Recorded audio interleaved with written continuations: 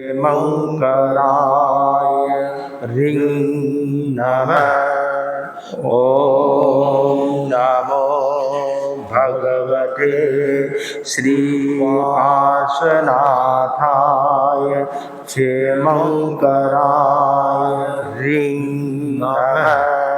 ॐ नमो भगवते श्रीपार्श्वनाथाय क्षेमंकराय ह्रीं नमः। ॐ नमो भगवते श्रीपार्श्वनाथाय क्षेमंकराय ह्रीं नमः। ॐ नमो भगवते श्रीपार्श्वनाथाय क्षेमंकराय ह्रीं नमः। ॐ नमो भगवते श्रीपार्श्वनाथाय क्षेमंकराय ह्रीं नमः। ॐ नमो भगवते श्रीपार्श्वनाथाय क्षेमंकराय ह्रीं नमः। ॐ नमो भगवते श्रीपार्श्वनाथाय क्षेमंकराय ह्रीं नमः। ॐ नमो भगवते श्रीपार्श्वनाथाय क्षेमंकराय ह्रीं नमः। ॐ नमो भगवते श्रीपार्श्वनाथाय क्षेमंकराय ह्रीं नमः। ॐ नमो भगवते श्रीपार्श्वनाथाय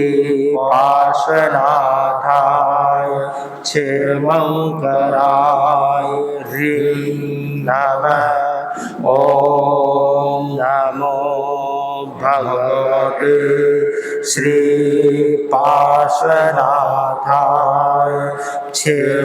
क्षेमंकराय ह्रीं नमः। ॐ नमो भगवते श्रीपार्श्वनाथाय क्षेमंकराय ह्रीं नमः। ॐ नमो भगवते श्रीपार्श्वनाथाय क्षेमंकराय ह्रीं नमः। ॐ नमो भगवते श्रीपार्श्वनाथाय क्षेमंकराय ह्रीं नमः। ॐ नमो भगवते श्रीपार्श्वनाथाय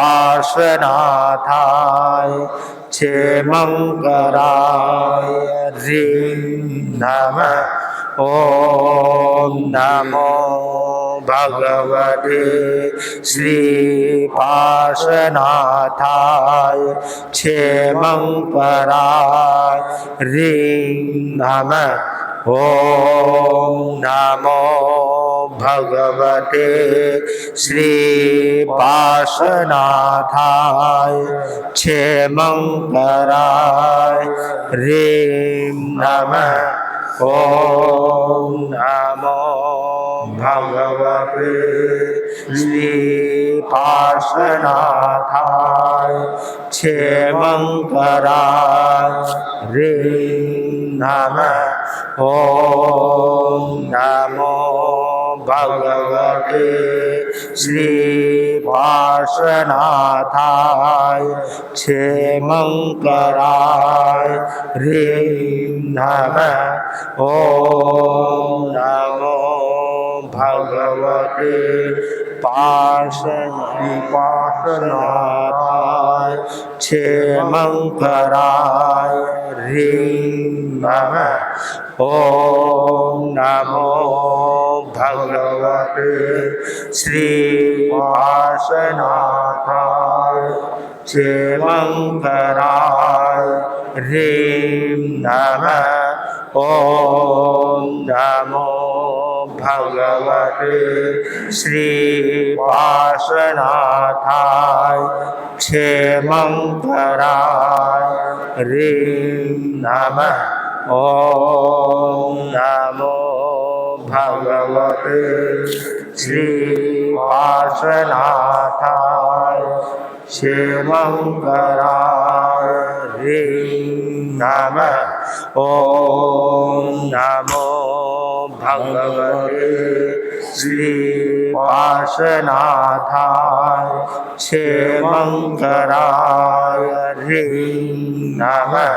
ॐ नमो भगवते श्रीपार्श्वनाथाय क्षेमंकराय ह्रीं नमः। ॐ नमो भगवते श्रीपार्श्वनाथाय क्षेमंकराय ह्रीं नमः। ॐ नमो भगवते पार्श्वनाथाय क्षेमंकराय ह्रीं नमः। ॐ नमो भगवते श्रीपार्श्वनाथाय क्षेमंकराय ह्रीं नमः। ॐ नमो भगवते श्रीपार्श्वनाथाय क्षेमंकराय ह्रीं नमः। ॐ नमो भगवते श्रीपार्श्वनाथाय क्षेमंकराय ह्रीं नमः। ॐ नमो भगवते श्रीपार्श्वनाथाय क्षेमंकराय ह्रीं नमः। ॐ नमो भगवते श्रीपार्श्वनाथाय क्षेमंकराय ह्रीं नमः। ॐ नमो भगवते श्रीपार्श्वनाथाय क्षेमंकराय ह्रीं नमः। ॐ नमो भगवते पार्श्वनाथाय क्षेमंकराय ह्रीं नमः। ॐ नमो भगवते श्रीपार्श्वनाथाय क्षेमंकराय ह्रीं नमः। ॐ नमो भगवते श्रीपार्श्वनाथाय क्षेमंकराय ह्रीं नमः। ॐ नमो भगवते श्रीपार्श्वनाथाय क्षेमंकराय ह्रीं नमः। ॐ नमो भगवते श्रीपार्श्वनाथाय क्षेमंकराय ह्रीं नमः। ॐ नमो भगवते पार्श्वनाथाय क्षेमंकराय ह्रीं नमः। ॐ नमो भगवते श्री श्रीपार्श्वनाथाय क्षेमंकराय ह्रीं नमः। ॐ नमो भगवते श्रीपार्श्वनाथाय क्षेमंकराय ह्रीं नमः। ॐ नमो भगवते श्रीपार्श्वनाथाय क्षेमंकराय ह्रीं नमः। ॐ नमो भगवते श्रीपार्श्वनाथाय क्षेमंकराय ह्रीं नमः। ॐ नमो भगवते श्रीपार्श्वनाथाय क्षेमंकराय ह्रीं नमः।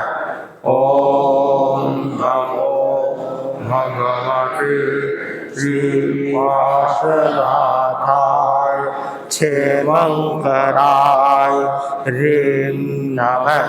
ॐ नमो भगवते श्रीपार्श्वनाथाय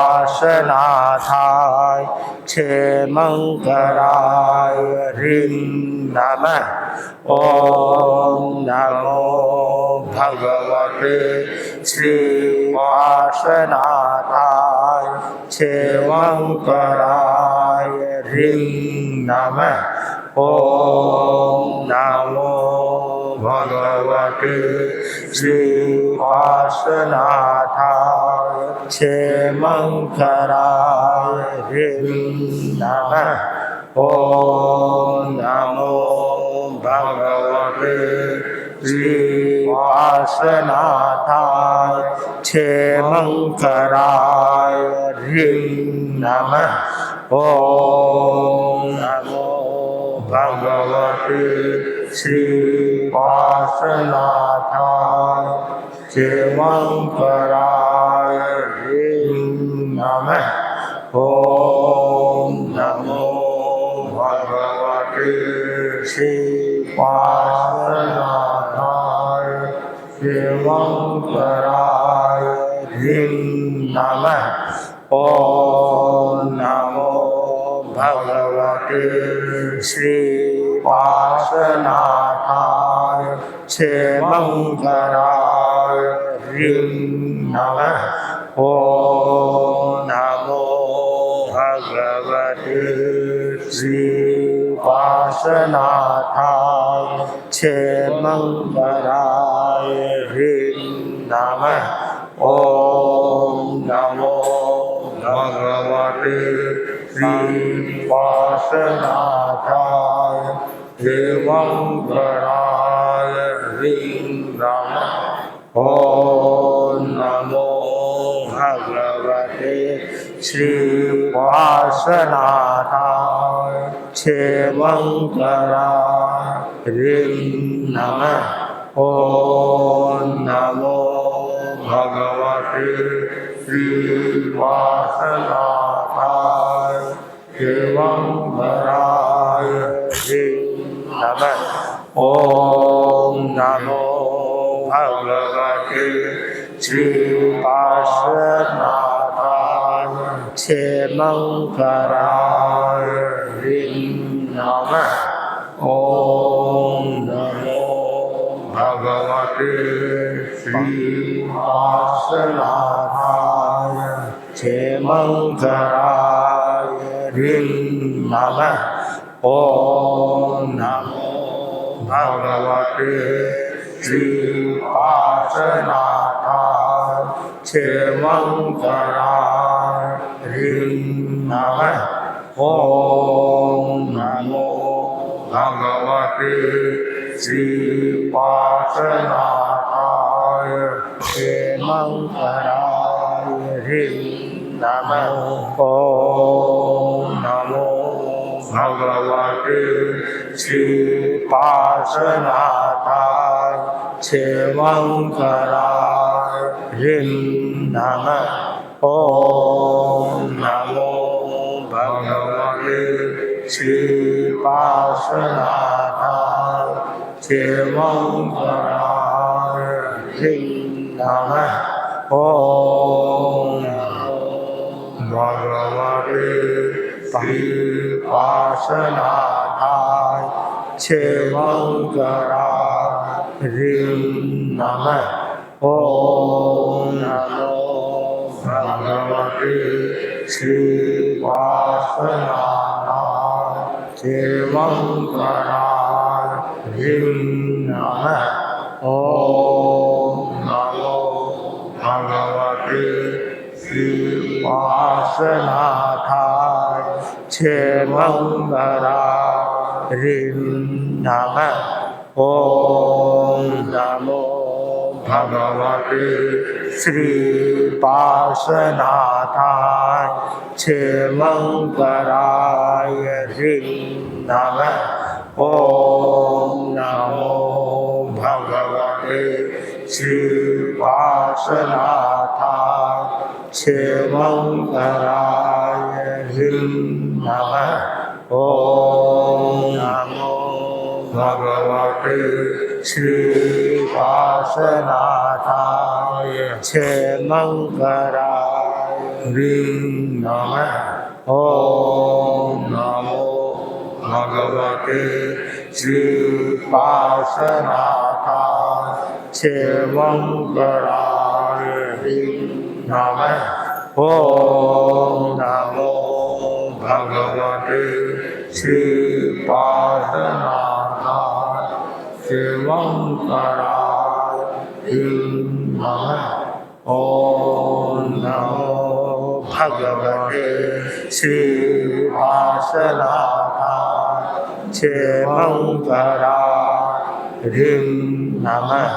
ओम नमो भगवते श्रीपार्श्वनाथाय क्षेमंकराय हरिं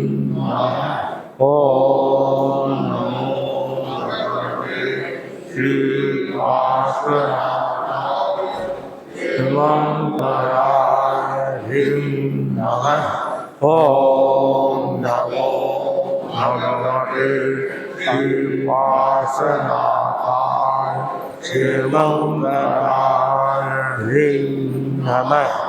ओम नमो भगवते श्रीपार्श्वनाथाय क्षेमंकराय हरिं नमः। ओम नमो भगवते श्रीपार्श्वनाथाय क्षेमंकराय हरिं नमः। ओम नमो भगवते श्रीपार्श्वनाथाय क्षेमंकराय हरिं नमः। ओम नमो भगवते श्रीपार्श्वनाथाय क्षेमंकराय हरिं नमः। ओम नमो भगवते श्रीपार्श्वनाथाय क्षेमंकराय हरिं नमः। ओम नमो भगवते श्रीपार्श्वनाथाय क्षेमंकराय हरिं नमः। ओम नमो भगवते श्रीपार्श्वनाथाय क्षेमंकराय हरिं नमः। ओम नमो भगवते श्रीपार्श्वनाथाय क्षेमंकराय हरिं नमः। ओम नमो भगवते पार्श्वनाथाय क्षेमंकराय हरिं नमः। ओम नमो भगवते श्रीपार्श्वनाथाय क्षेमंकराय हरिं नमः। ओम नमो भगवते श्रीपार्श्वनाथाय क्षेमंकराय हरिं नमः। ओम नमो भगवते श्रीपार्श्वनाथाय क्षेमंकराय हरिं नमः। ओम नमो भगवते भगवते श्रीवासनाथाय क्षेमंकराय नमः। ओम नमो भगवते श्रीवासनाथाय क्षेमंकराय नमः। ओम नमो भगवते श्रीवासनाथाय क्षेमंकराय नमः। ओम नमो भगवते श्रीवासनाथाय क्षेमंकराय नमः। ओम नमो भगवते श्रीवासनाथाय क्षेमंकराय नमः। ओम नमो भगवते श्रीवासनाथाय क्षेमंकराय नमः। ओम नमो भगवते श्रीवासनाथाय क्षेमंकराय नमः। ओम ह्रीं श्रीं अरहं श्री चिंतामणि कामधेनु कल्पवृक्ष पुरुषाणानीय श्रीपार्श्वनाथ धरेन्द्र पद्मावती सहिताय मम मनोवांछितं पूर जय विजय करणाय नमः। ओम ह्रीं श्रीं अरहं श्री चिंतामणि कामधेनु कल्पवृक्ष पुरुषाणानीय श्रीपार्श्वनाथ धरेन्द्र पद्मावती सहिताय मम मनोवांछितं पूर जय विजय करणाय नमः। ओम ह्रीं श्रीं अरहं श्री चिंतामणि कामधेनु कल्पवृक्ष पुरुषाणानीय श्रीपार्श्वनाथ धरेन्द्र पद्मावती सहिताय मम मनोवांछितं पूर जय विजय करणाय नमः। वसद्गहं पाशं गन्धामि कम्बकरमुखं विसर्नाशं मङ्गलकलावासं विसर्गलिङ्गमन्तं कण्ठे धारयित्वामनो तस्यगोगमारि दुष्टजराजन्ति सामं क्षेत्रौरेवन्तो त्वज्जपनामो विकौबलोहि नरतिर्येषि जीवा पावन्ति दुःखदोहग्गं तुअसमते लब्धे चिन्तामणि कप्पपाये लब्धये तावन्ति अभिज्ञेन जीवारामान् येनन्तो मायस भक्तिभरेण येन तादेव नित्यमोहिं भवे पाशगिरचन्द। ॐ ह्रीं श्रीं अरहं नमो पाशविसर वसर्जिन फुलिं ह्रीं श्रीं नमः वसद्गरं पाशं गन्धामिकं गणकं विसहर विश्वनिवासं मङ्गलकल्याणवासं विसहर पुलिङ्गमन्त्रं कण्ठे धारे दोषयामनो तस्य गरोगमारि उत्तराजन्तिवसामं चेतो दुरेमन्तो उज्जपरामयिकौ फलोहि नरप्रिये जीवा पावन्ति न दुःखदोहगं तुलसमतिरते चिन्तामणिकप्पपाय बभये पावन्ति अभिज्ञेन जीवारामयङ्कारं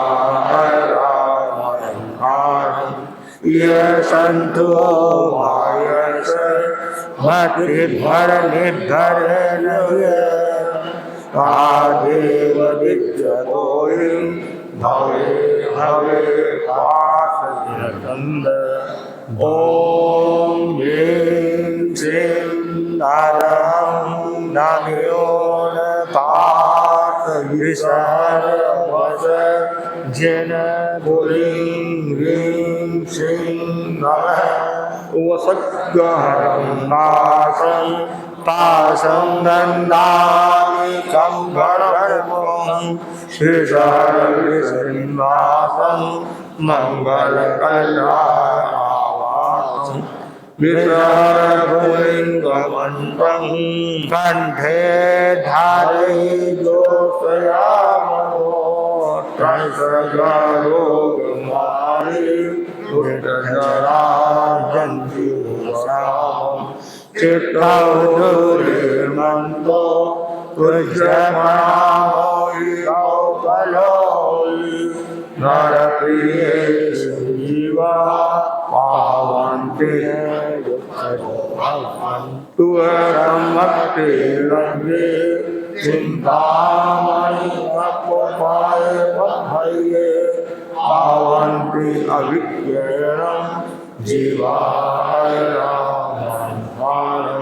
ये सन्तो मायस मतिभरनिर्भरेण ये तादेव विद्यतोऽयं भवे भवे पाशविनन्दन भवे भवे पाशविनन्दन ॐ ह्रीं श्रीं नारायं नामयोन पाशविसहस्रजन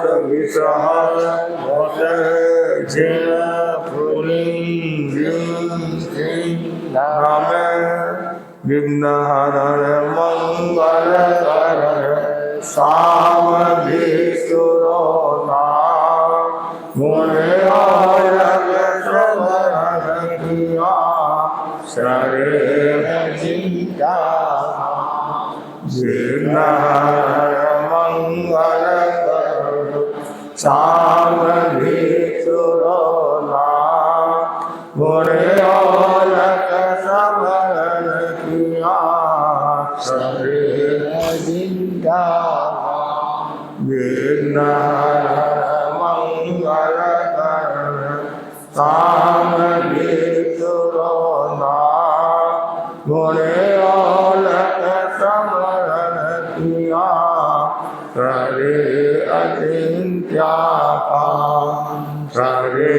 अचिंत्या सरे अचिंत्या जप संपन्न।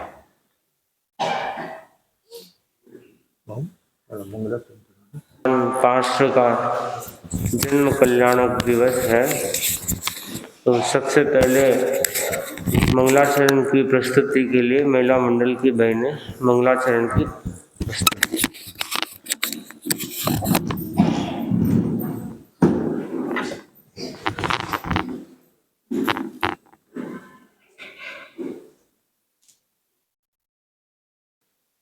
प्रभु पार्श्वदेव चरणों में, प्रभु पार्श्वदेव चरणों में शत शत प्रणाम हो। मेरे मानस के स्वामी तुम एक धाम हो, तुम एक धाम हो। दुनिया में देव लाखों है पूजे जा रही, है पूजे जा रही। जिन देव इस रचना में, जिन देव इस रचना में बस तेरा ही नाम हो। मेरे मानस के स्वामी तुम एक नाम हो, तुम एक नाम हो। तुमसे नारागति क्यों देश और से, क्यों देश और से। यह भी तेरागता तेरी, यह भी तेरागता तेरी। मेरा विश्राम हो, मेरे मानस के स्वामी तुम एक धाम हो, तुम एक धाम हो। उतने बनूं मैं कैसे उपकार से कहो, उपकार से कहो। चरणों में भरे पनैया, चरणों में भरे पनैया। यह मेरी चाह हो, मेरे मानस के स्वामी तुम एक धाम हो, तुम एक धाम हो। एक पार पार से हत भाग्य जो रहा, हत भाग्य जो रहा। पारस अब स्वयं बनूं मैं, पारस अब स्वयं बनूं मैं। बस वैसा काम हो, मेरे मानस के स्वामी तुम एक धाम हो, तुम एक धाम हो। नस में बसे रहे हो रस ज्यों कवित्व में, रस ज्यों कवित्व में। भगवान भक्त तुलसी के, भगवान भक्त तुलसी के।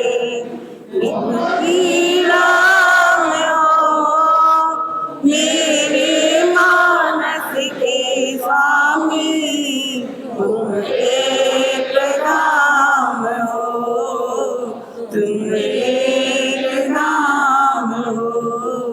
तुम चरणों में सती प्रणाम हो, मेरे मानस के स्वामी तुम एक धाम हो, तुम एक धाम।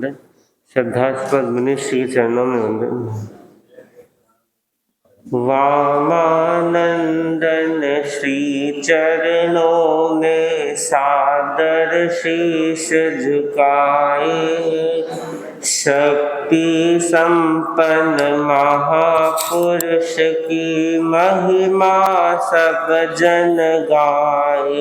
ओम ह्रीं श्रीं प्रभुपादाय सजिने ओम ह्रीं श्रीं प्रभुपाश जिने त्यागा तुमने धन वैभव को संयम पथ अपनाया ध्यान साधना निर्मल मन से जीवन तरु लहराया अंत किया घाती कर्मों का तीर्थपति कहलाए शक्ति संपन्न महापुरुष की महिमा सब जन गाए पुरुषादानी परम ज्ञानी अजरामर अविनाशी विघ्न निवारी पाप निकंदन पारस प्रभु जयकारी महा उपकारी तारणहारी प्रभु से प्रीत लगाए शक्ति संपन्न महापुरुष की महिमा सब जन गाए नाम तुम्हारा निर्मल पावन नीलवर्ण सुखकारी लिया सहारा प्रभुवर तेरा मुक्त हुआ संसारी बार बार गुण गौरव गाते मन का मेल मिटाए शक्ति संपन्न महापुरुष की महिमा सब जन गाए वामानंदन श्री चरणों में सादर शीश झुकाए शक्ति संपन्न महापुरुष की महिमा सब जन गाए ओम ह्रीं श्रीं प्रभुपाश जिने ओम ह्रीं श्रीं प्रभुपाश जिने ओम ह्रीं निवेदन मुनि श्री परमानंद जी स्वामी आचार्य श्री महाश्रमण जी के पावन चरणों में कोटि कोटि वंदन। श्रद्धेय मुनि श्री के पावन चरणों में भाभरा वंदन। मुनिवृंद, तपस्वी बहन, समस्त श्रावक श्राविका गण, जैन धर्म तीर्थंकरों की परंपरा से संबद्ध है। इस अवसर्पिणी काल में 24 तीर्थंकर हुए हैं। उनमें 23वें तीर्थंकर भगवान पार्श्व थे। तीर्थंकर पार्श्व अप्रतिम चेतना के धनी थे। उनकी चेतना से निकले प्रकाश ने इस भूमंडल को प्रकाशित किया। तीर्थंकरों की स्तुति में एक शब्द का प्रयोग किया जाता है, चक्षु दयानम, चक्षुदाता। तीर्थंकर चक्षुओं का दान देने वाले होते हैं। आप कहेंगे चक्षुओं का दान कैसे? चक्षु तो हम सबके पास है। तीर्थंकर तो अपना चक्षु नहीं देते हैं। चक्षु का मतलब इस भौतिक आंख से नहीं है। चक्षु का मतलब है एक दृष्टि देते, अध्यात्म की दृष्टि देते, ज्ञान की दृष्टि देते, ज्ञान का चक्षु देते हैं। और ज्ञान के चक्षु से जब आप देखते हैं तो दूध का दूध और पानी का पानी हो जाता है। तो जीव को ये बोध हो जाता है कि यथार्थ क्या है और भ्रम क्या है, मिथ्या क्या है और सत्य क्या है, नश्वर क्या है और अविनश्वर क्या है। ये जब बोध की दृष्टि व्यक्ति को प्राप्त हो जाती है तब वह व्यक्ति अपना कल्याण करने में सक्षम हो सकता है। तीर्थंकर पार्श्व इस भूमंडल पर विचरे और उन्होंने लाखों लाखों लोगों का जनोद्धार किया। तीर्थंकर किसी का हाथ पकड़ कर के जनोद्धार नहीं करते, वो सिर्फ रास्ता दिखाते। ये रास्ता कल्याण का रास्ता है और ये रास्ता कल्याण का रास्ता नहीं है। चयन सामने वाले को करना है कि उसे किस रास्ते पे बढ़ना है। अगर कल्याण का रास्ता स्वीकार करता है तो वह मोक्ष की दिशा में अग्रसर होता है, स्वयं कैवल्य की दिशा में अग्रसर होता है। और कल्याण का रास्ता स्वीकार नहीं करता है तो इस 84 लाख जीव योनि में जीव अनादिकाल से परिभ्रमण करता आया है, वैसे ही परिभ्रमण करता रहता है।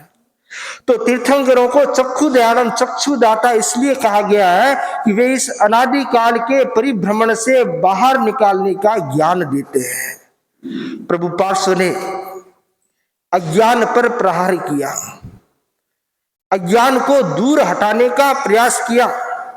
उस समय में जिस समय भगवान पार्श्व हुए करीबन 3000 वर्ष पूर्व, और उस समय में जो देश में परिवेश में जो अज्ञान का वितंडावाद चल रहा था उस पर उन्होंने प्रहार किया और ज्ञान की राह दिखलाई। उन्होंने बाह्य अंग से यज्ञ से जो अध्यात्म का यज्ञ करना सिखलाया। उन्होंने भौतिक कामनाओं से ऊपर उठकर आत्म शुद्धि के लिए प्रयत्न करना सिखाया। उनका धर्म बहुत ही सीधा साधा सरल धर्म था। उनके धर्म में प्रवेश पाने के लिए कोई जाति कोई धर्म का बंधन नहीं था। कोई भी व्यक्ति उनके मार्ग को स्वीकार कर सकता था और उनके धर्म का प्रभाव इतना व्यापक प्रभाव था, न केवल भारतवर्ष में बल्कि भारतवर्ष के बाहर भी बहुत सारे देशों में उनके धर्म का प्रभाव फैला हुआ था। और भगवान पार्श्व के बाद जो जो धर्म संप्रदाय उदय में आए, उन धर्म संप्रदायों पर भी भगवान पार्श्व के धर्म का प्रभाव था। उनके धर्म की झलक उन धर्म संप्रदायों में भी दिखाई देती है। तो भगवान पार्श्व एक पुण्य पुरुष हुए हैं। तीर्थंकर अपने आप में पुण्य का पुंज होता है, परंतु अध्यात्म का तेज उनका अलौकिक होता है और उस अलौकिक लोक तेज से 3 लोक प्रकाशित होते हैं। तीर्थंकर एक ऐसी जगह है जहां पर आकर के जीव अपना वैर विरोध भूल जाते हैं, वैर का समन हो जाता है। तीर्थंकर की शरण में आने वाला, तीर्थंकर के संवशरण में आने वाला, तीर्थंकर के चरण में आने वाला व्यक्ति अगर सामने वाले के साथ कितना भी वैर विरोध है, अगर दोनों चरण में आ गए तो परस्पर वहां पर वैर विरोध भूल जाएंगे। यानी अहिंसा साकार हो उठती है। अहिंसा कहां साकार होती है कि तीर्थंकरों के आभावलय में जो उपस्थित होता है वहां आने वाले हर व्यक्ति अहिंसा से आलोकित हो उठता है। कहा जाता है कि भाई चारित्र आत्मा के दर्शन करने चाहिए। तो चारित्र आत्मा के दर्शन करने से, उनके आभावलय में आने से लोग पूछते हैं क्या फर्क पड़ता है, तो बताया जाता है कि चारित्र आत्मा साधना प्रदान होते हैं। उनके पास जो पॉजिटिव एनर्जी होती है वह आने वाले व्यक्ति की नेगेटिव एनर्जी को दूर करती है और उसे प्रभावित करती है, प्रकाशित करती है। तो ठीक उसी प्रकार जब चारित्र आत्मा के सानिध्य में बैठने से भी लाभ मिलता है, तो तीर्थंकरों का सानिध्य मिलता है तो कितना अलौकिक लाभ मिलता है, अलौकिक लाभ प्राप्त हो सकता है। तो जो लोग तीर्थंकरों के सानिध्य में बैठते हैं, जिनको ये सौभाग्य मिला है, वे व्यक्ति अपने आप में भाग्यशाली होते हैं। कहते हैं तीर्थंकरों के संवशरण में आने वाला खाली नहीं लौटता है, मतलब कुछ न कुछ लेकर लौटता है। या तो वह सम्यक्त्व प्राप्त करेगा, या श्रावकत्व प्राप्त करेगा, या साधुत्व प्राप्त करेगा, कुछ न कुछ उसके जीवन में अभूतपूर्व परिवर्तन होता है।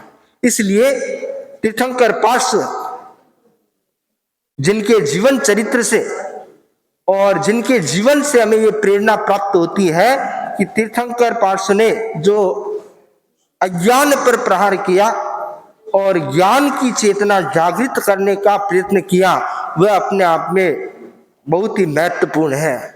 तीर्थंकर पार्श्व की परंपरा भगवान पार्श्व के निर्वाण के बाद जब भगवान महावीर की परंपरा का उदय हुआ तो उस समय जो विद्यमान आचार्य थे, साधु थे,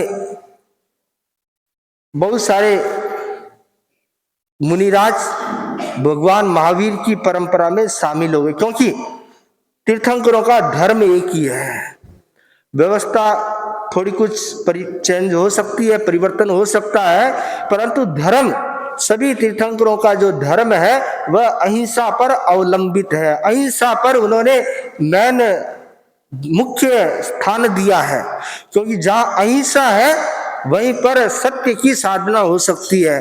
अगर अहिंसा नहीं है तो सत्य की साधना कैसे हो पाएगी, अन्य व्रतों की, महाव्रतों की साधना कैसे हो पाएगी। तो तीर्थंकरों के धर्म में अहिंसा को प्रधानता दी गई है।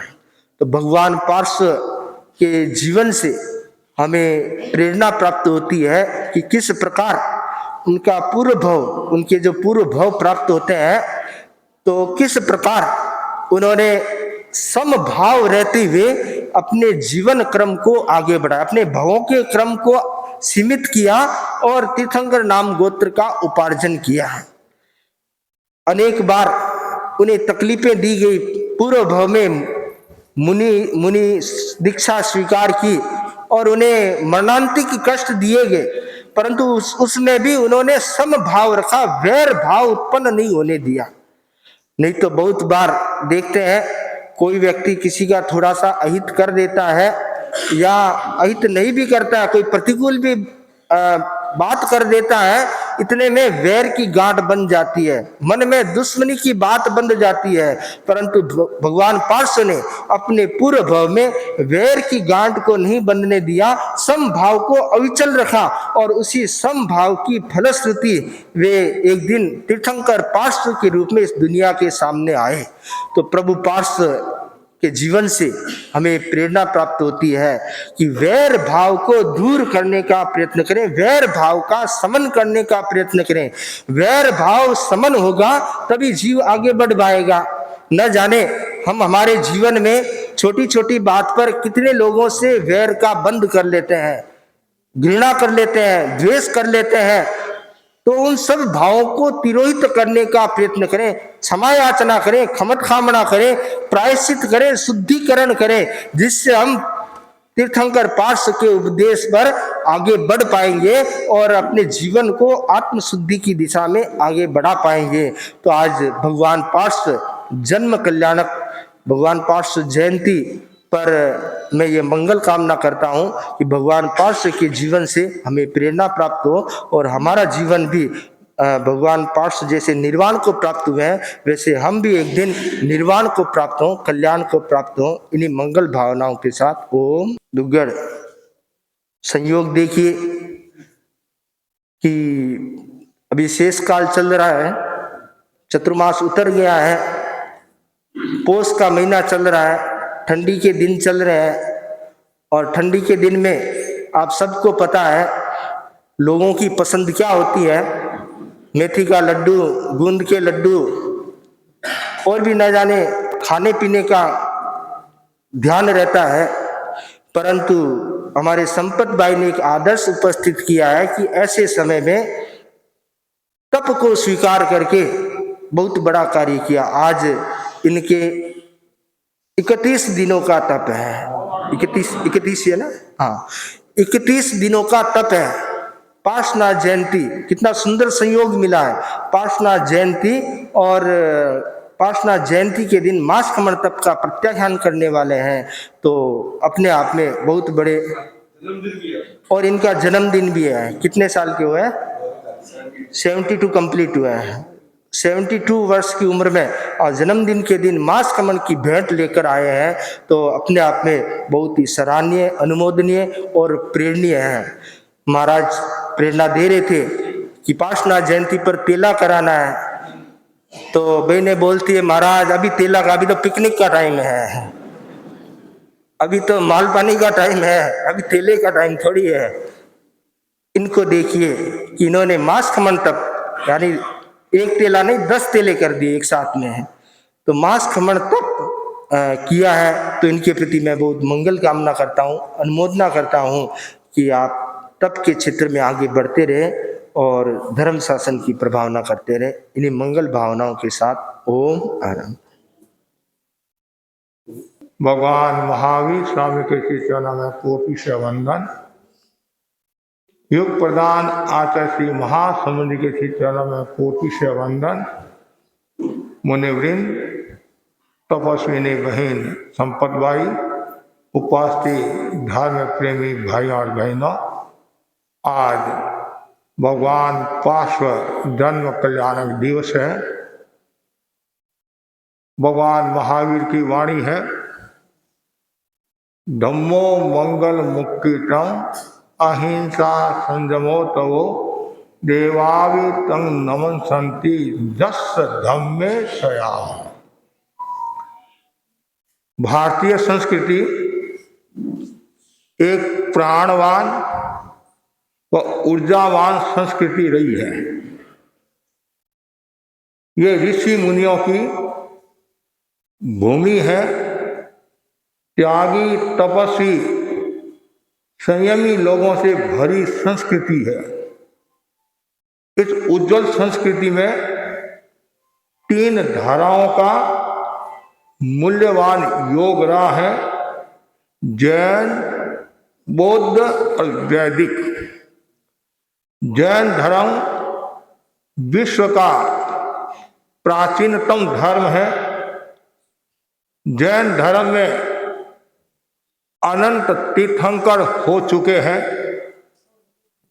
इस अवसर्पणी काल में भी भरत क्षेत्र में 24 तीर्थंकर हुए हैं, जिनमें 23वें तीर्थंकर भगवान पार्श्व प्रभु हुए हैं। भगवान पार्श्व अतीन्द्रिय चेतना के धनी थे, अप्रतिम ज्ञान के धनी थे। उनकी साधना अनुत्तर थी।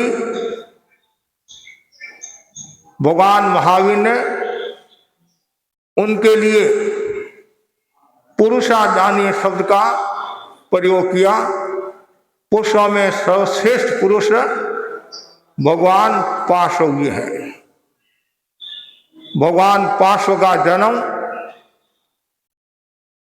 साधारण बालक की तरह असाधारण विशेषताओं के साथ हुआ। तीर्थंकर भगवान जन्म से ही 3 ज्ञान के धारक होते हैं, मति ज्ञान, श्रुत ज्ञान, अवधि ज्ञान। भगवान पार्श्व का जन्म आज के दिन को कृष्णा दशमी की मध्य रात्रि में हुआ। वामा रानी गर्भ काल में एक बार राजा के साथ उद्यान में गई, उपवन में सारी रात बिताई। वहां अंधेरी रात्रि में एक कालिंदर सर्प आ निकला। काली रात और काला नाग कैसे दृष्टिगत हो, फिर भी पार्श्व में चलता हुआ सर्वरानी को दिखाई दिया और उसके आधार पर ऐसा कहा जाता है पार्श्व नाम रखा गया। पार्श्व से सर्व निकला, पार्श्व नाम निकला। और ऐसा भी कहा जाता है जब ये सांप को देखा अंधेरी रात, राजा वहां से रानी को लेकर दूसरे स्थान पर चला गया और राजा ने कहा मैं इस गर्व के कारण ही बचा हुआ हूं और इसका ही प्रभाव लग रहा है, इसलिए उसका नाम पार्श्व रखा। पार्श्व कुमार अवस्था को पार कर यौवन की दहलीज पर आरूढ़ हुए और उन्होंने पद्मावती के साथ में पानी ग्रहण किया और राजकुमार पार्श्व एक शक्ति संपन्न राजकुमार थे। 24 तीर्थंकरों में 5 तीर्थंकरों ने कुमार अवस्था में दीक्षा ली अर्थात राज्य का संचालन नहीं किया।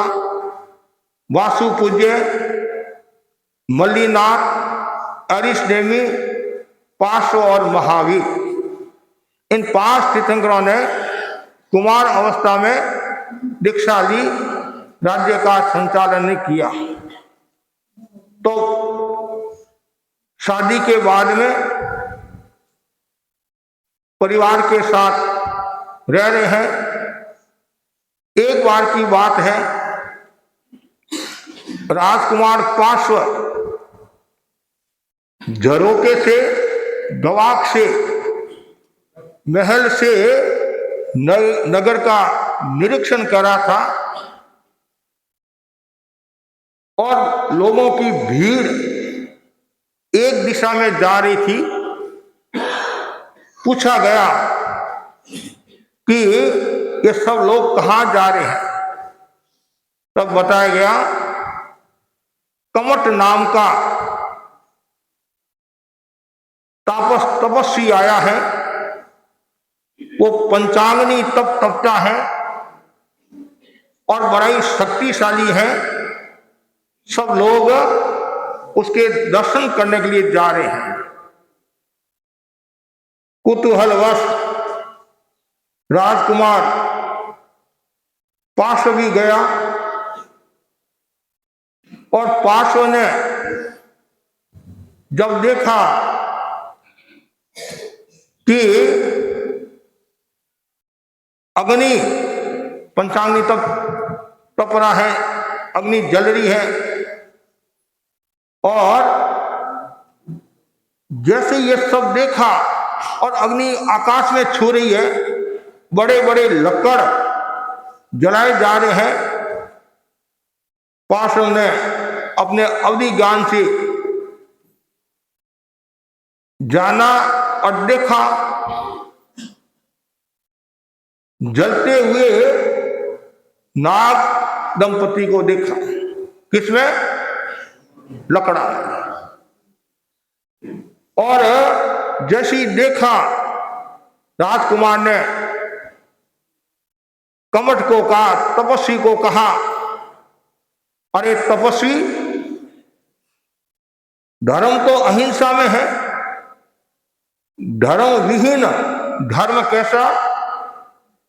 तुम जो पंचांगनी तप तप रहे हो, इसमें तो एक नाग और नागिन है और वो जल रहे हैं।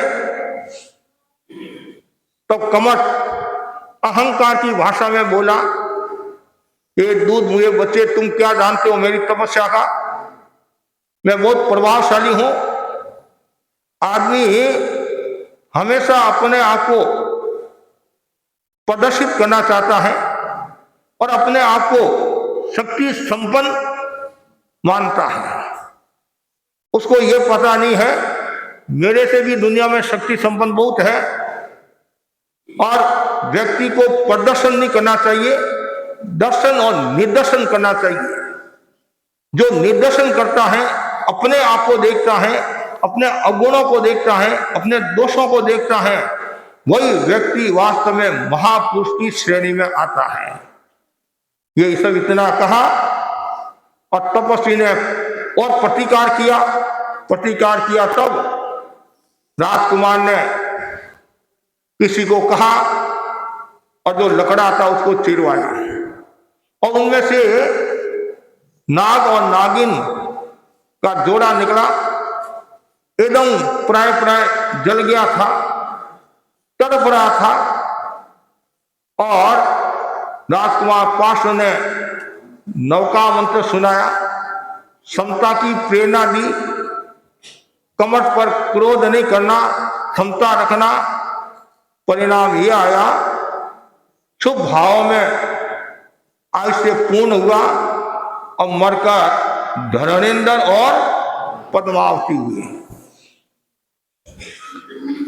इधर कमठ के भीतर में आक्रोश, रोष और लोगों को भी प्रेरणा दी। राजकुमार ने अज्ञान में धर्म का है, आप लोगों को भी ध्यान रखना चाहिए। समसामयिक प्रेरणा लेकर राजकुमार तो पधार गए और उधर कमठ का प्रभाव धीरे धीरे कम होने लगा। परिणाम यह आया, कमठ क्रुद्ध होकर अनशन स्वीकार करता है, आयुष्य पूर्ण करके मेघमाली देव बनता है। इधर पार्श्व भी धन धान्य राज वैभव सत्ता को छोड़कर अंतर यात्रा के लिए, शिवत्व के लिए, कर्म मुक्ति के लिए दीक्षा स्वीकार करते हैं। दीक्षा अनंत की यात्रा है, व्रतों का संग्रह है, और दीक्षा से व्यक्ति का व्यक्तित्व में निखार आता है। सबको भावना भानी चाहिए, हमारा वह दिन आए हम भी दीक्षा लेकर कर्मों का क्षय करके मोक्ष को प्राप्त हुए। यदि योग की बात, आज जन्म और कल दीक्षा, पोवदी दशम के दिन जन्म हुआ और पोवदी 11 के दिन दीक्षा। 100 व्यक्तियों के साथ में दीक्षा स्वीकार की और दीक्षा के समय तेले का तप था, वहां से उन्होंने विहार किया। वाराणसी में दीक्षा हुई उद्यान में, वहां से विहार किया और विहार के बाद फिर अगले नगर में पधारे। वहां गृहस्थ के वहां पालना किया, खीर से परमान खीर से पालना किया और फिर बाद में साधना में लगे, ध्यान करने लगे और ध्यान की साधना में लीन है। इधर कौन? कमठ का जीव, और वह मेघवाणी देव बनता है। अवधि दर्शन से देखता है और देखने के बाद में पार्श्व के प्रति रोष आता है। ये वेद की परंपरा बड़ी खतरनाक होती है। ये वेद की परंपरा आज से नहीं, भगवान पार्श्व और कमठ से, मरुभूति और कमठ से ये यात्रा वेद की शुरू होती है। सर्व के रूप में तकलीफ दी, अजगर के रूप में तकलीफ दी, ये कमठ बनकर सांप के रूप में, सिंह के रूप में खूब तकलीफें दी। लेकिन भगवान पहले भी समता की साधना करने वाले और अब तो दीक्षा ले ली और आगे बढ़ने वाले हैं समता की साधना। इधर जैसे ही भगवान को देखता है, मन में गुस्सा आता है, आक्रोश आता है, तो वह चिट्टा बनकर, सिंह बनकर, देवता है, देवता के पास में व्यक्ति शरीर होता है और वो कोई भी रूप बना सकते हैं और तकलीफ भी दे सकते हैं, पीड़ा भी दे सकते हैं, कष्ट भी दे सकते हैं और कुछ भी कर सकते हैं। तो तकलीफ देना शुरू किया, लेकिन भगवान समता समता समता, मेरू की भांति अडोल अडोल है। आखिर मेघवाणी ने विकुलना की और क्या बादल पहले घनघोर बादल गर्जना, फिर मूसलाधार वर्षा शुरू की और इतनी तेज वर्षा पैरों के नीचे एक विशाल नाला वाला पद्म कमल बनाया। ये कब बनाया? उससे पहले वो पानी मूसलाधार के कारण धीरे धीरे पैरों से नाभि तक यहाँ तक आ गया। और उधर धनेन्द्र का आसन प्रकंपित हुआ। अवधि दर्शन से देखा कि मेरे महान उपकारी के ऊपर इतना संकट आया है। वो दौड़ा और फटाफट उसने क्या बनाया? पैरों के नीचे एक विशाल नाला वाला पद्म कमल बनाया और बाद में स्वयं ने 7 फणों का सर बनकर भगवान के ऊपर छतरी तान कर रहा। और इधर धनेन्द्र ने कमर को ललकारा, फटकारा, तुम क्या कराए? अभी इंद्र को पता चल गया तो तुम्हारी 12 बज जाएगी, 12 बज जाएगी। फिर उसने खमर खावड़ा किया, वो वहां से चला गया। लेकिन भगवान ने न तो धनेन्द्र पर राग किया और न कमट पर रोष किया। समता 83 दिन पूरे हुए, 84वें दिन घाती कर्मों का क्षीण किया और उनको केवल ज्ञान प्राप्त हुआ। केवल ज्ञान की प्राप्ति के बाद में 4 तीर्थ की स्थापना की और वे तीर्थंकर बने। और इस संसार में चक्रवर्ती सबसे महत्वपूर्ण मनुष्य होते हैं। जितने भी मनुष्य हैं उनमें सर्वश्रेष्ठ मनुष्य कौन होता है? चक्रवर्ती होता है। और जितने भी मुनि होते हैं, मुनियों में सर्वश्रेष्ठ कौन होता है? तीर्थंकर भगवान। इस जगती पर, इस धरातल पर सर्वश्रेष्ठ कोई है तो तीर्थंकर भगवान है। तीर्थंकर भगवान से कोई मनुष्य नहीं है बड़ा। और सबसे बड़े मार्ग बताने वाले, बोधि देने वाले, धर्म का पथ बताने वाले एकमात्र में कौन होते हैं? तीर्थंकर भगवान। फिर उनके प्रतिनिधि और नमो अरहंतारं। और तीर्थंकर बनने के बाद में उन्होंने चातुर्य यान की स्थापना की। भगवान ऋषभ और भगवान पार्श्व महावीर के समय 5 महाव्रत और दूसरे तीर्थंकर से लेकर 23वें तीर्थंकर तक 4 महाव्रत, चौथा और 5वां महाव्रत एक किया। क्यों? भगवान पार्श्वनाथ की परंपरा के साधु प्रकृति से भी सरल होते थे, विवेक संपन्न होते थे और उनको ज्यादा बताने की आवश्यकता नहीं रहती थी। जहाँ ज्यादा बताने की आवश्यकता रहती है तो उस हिसाब से नियम बनते हैं। तो भगवान पार्श्व 30 वर्ष की उम्र में दीक्षा, फिर बाद में उनको केवल ज्ञान हुआ, तीर्थ की स्थापना करके तीर्थंकर हुए। अब उन्होंने जनपद प्रारंभ किया। ऐसे तो दीक्षा के बाद शुरू हो गया और तीर्थंकर बनने के बाद फिर उन्होंने देशना देनी शुरू की। और उनका प्रभाव बहुत जबरदस्त प्रभाव था। केवल भारत के अंदर ही नहीं, विदेशों में भी उनका बहुत बड़ा प्रभाव था। ऐसा कहा जाता है भगवान पार्श्व ने कुरु, कौशल, काशी, सुमह, अवंती, पुंड्र, मालव, अंग, वंग, कलिंग, पांचाल, मगध, विदर्भ, भद्र, दशाण, सौराष्ट्र, कर्नाटक, कोंकण, मेवाड़, लाट, द्राविण, कश्मीर, कच्छ, शाक, पल्लव, वस्त्र, आभीर आदि देशों में विहार किया था। बोलो कितने? भगवान पार्श्व मेवाड़ भी पधारे थे, भीलवाड़ा क्षेत्र में भी पधारे, ऐसा कहा जाता है। तो इन क्षेत्रों में उन्होंने विहार किया, विचरण किया और लाखों लोगों को उन्होंने तारा। श्रावक बने, श्राविका बने और साधु साध्वी बने उनकी प्रेरणा थी। केवल ज्ञानी, अवधि ज्ञानी, मन प्रयोग ज्ञानी आदि। भगवान पार्श्वनाथ के शासन काल में साधवियां आदि कुछ विराधक भी हुई। उन्होंने नियाणा किया था, विराधक भी हुए कुछ साधु साध्वी। और ज्योतिष देव में वो पैदा होते हैं। और ऐसा कहा जाता है 220 देव देवियां भगवान के दर्शन करने के लिए आते थे और अपनी रिद्धि सिद्धि समय समय पर बताते थे।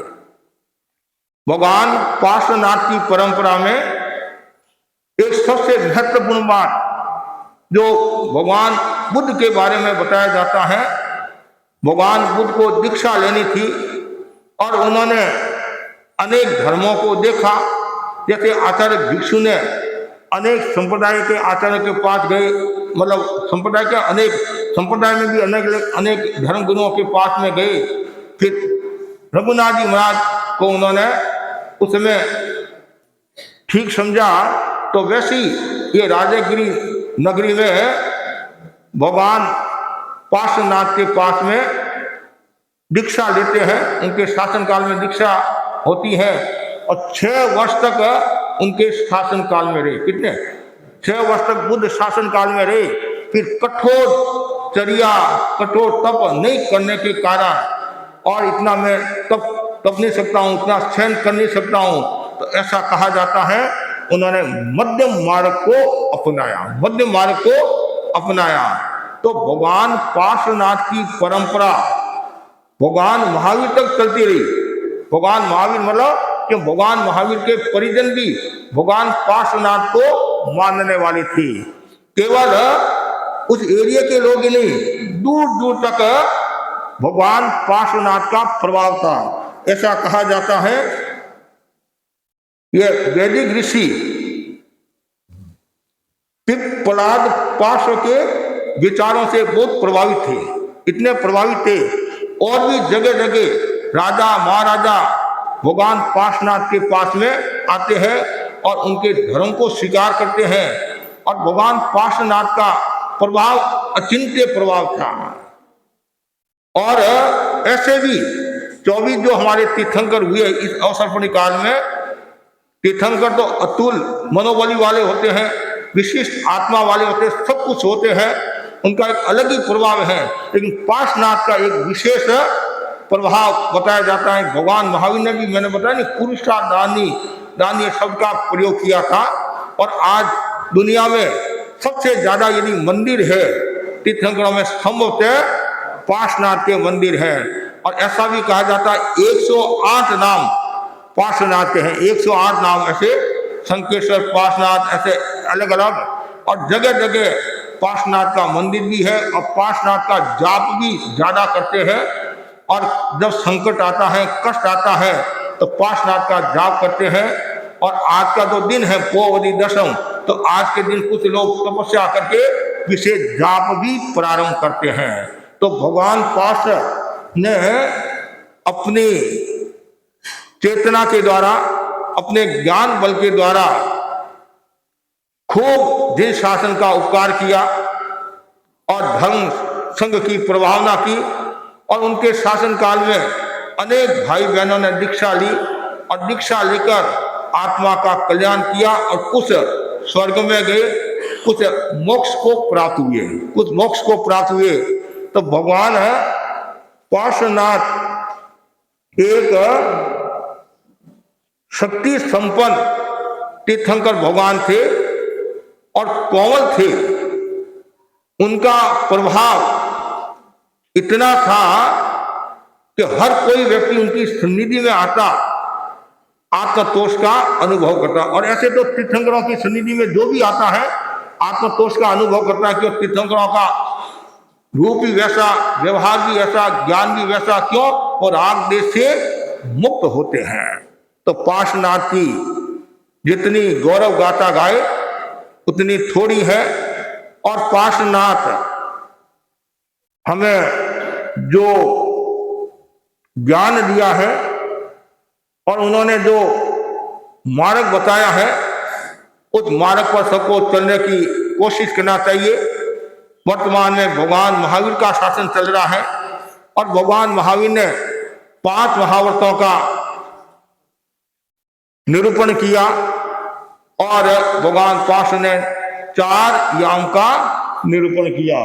और भगवान पार्श्वनाथ के बारे में उनके जो गंधर 10 गणधर हुए हैं और केवल ज्ञानी 1000 हुए हैं, मन पड़े ज्ञानी 750 हुए हैं, अवधि ज्ञानी 1400 हुए हैं, व्यक्रिय लब्धिधारी 1100 हुए हैं, चतुर्दश पूर्वी 350 हुए हैं, चर्चावादी 600 हुए हैं, साधु 16,000, साधुआ 38,000, श्रावक 1,64,000, श्राविका 3,39,000। भगवान पार्श्व का परिवार, माता का नाम वामा, पिता का नाम अश्वसेन, नगरी वाराणसी, वंश इक्ष्वाकु और गोत्र काश्यप, लक्षण सर्प, वर्ण नील, शरीर की ऊंचाई 9 हाथ, यक्ष पार्श्व, यक्षिणी पद्मावती, कुमार काल 30 वर्ष, राज्य काल नहीं, छद्मस्त काल 84 दिन, कुल दीक्षा पर्याय 70 वर्ष और आयु से 100 वर्ष का। भगवान पार्श्वनाथ के समय 4 प्रत्येक बुद्ध हुए हैं, 4 प्रत्येक बुद्ध हुए हैं, करकंडू आदि प्रत्येक बुद्ध हुए हैं, उनका भी एक विशेष प्रभाव था। और भगवान पार्श्व की परंपरा में बाद में जो आचार्य बने हैं, आचार्य हरिदत्त, आचार्य समुद्र सूरी और आर्य केसी समण जैसे प्रभाव आचार्य हुए हैं। और केसी और समण, केसी समण और गौतम स्वामी का संवाद होता है और 4 याम 5 याम की चर्चा, वो लंबी चर्चा है। और केसी स्वामी का बहुत प्रभाव था, परदेशी राजा को ताड़ने वाले कौन है? केसी समण है। तो भगवान पार्श्व के बारे में मैंने थोड़ा सा आपको बताया है, उनका अप्रतिहत प्रभाव और वो आत्मगुणों को मजबूत बनाता है, अपने जीवन को शुद्ध बनाता है।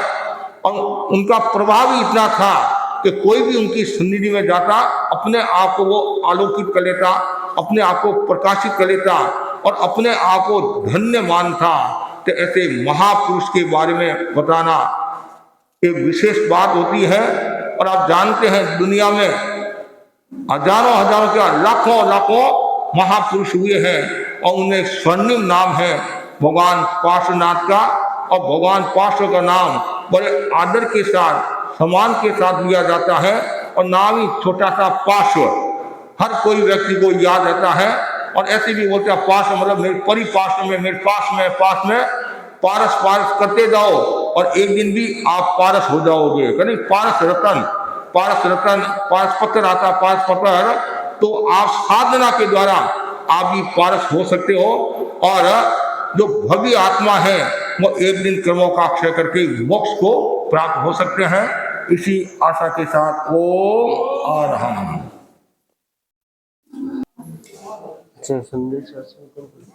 कार्यक्रम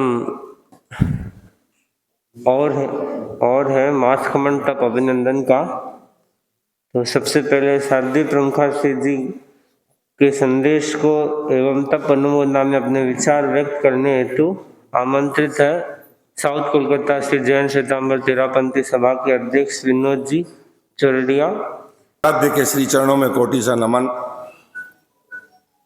अहिंसा यात्रा में गतिमान परम श्रद्धेय आचार्य परवर के श्री चरणों में कोटि सा नमन।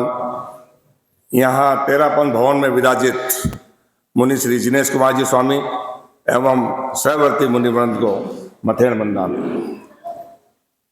आज हम यहाँ तेरापंथ भवन में पार्श्वनाथ भगवान जन्म कल्याणक के साथ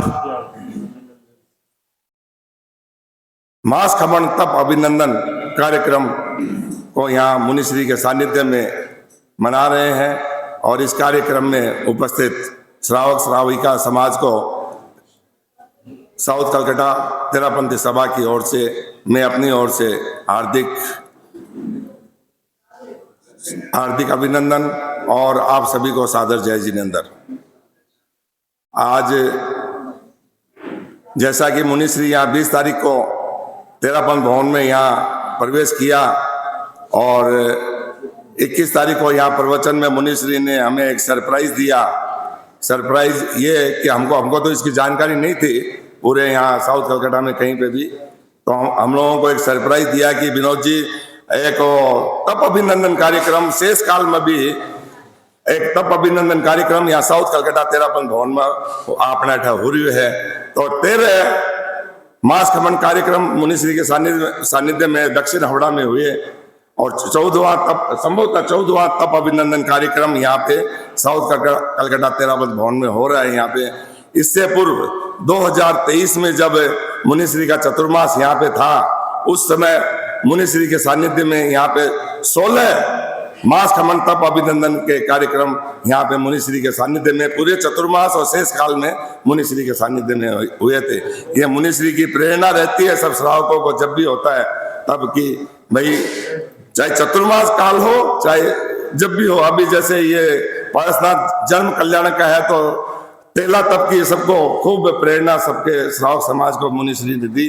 तो आज हमारे समक्ष यहाँ पे तेरापन भवन में संपत देवी दुग्गड़ दक्षिण हावड़ा से हैं, वो आज यहाँ मुनिश्री के पास यहाँ आई है। अपना तप अभिनंदन का कार्यक्रम साउथ सभा ने किया है, लेकिन आज जैसा कि बताया गया अभी आज उनका जन्मदिन भी है। ये बहुत बड़ी सौभाग्य की बात है कि जन्मदिन के दिन 31 की तपस्या का यहाँ पे मुनिश्री के समक्ष प्रस्तुत होना और तप अनुमोदना का कार्यक्रम यहाँ पे साउथ सभा में होना।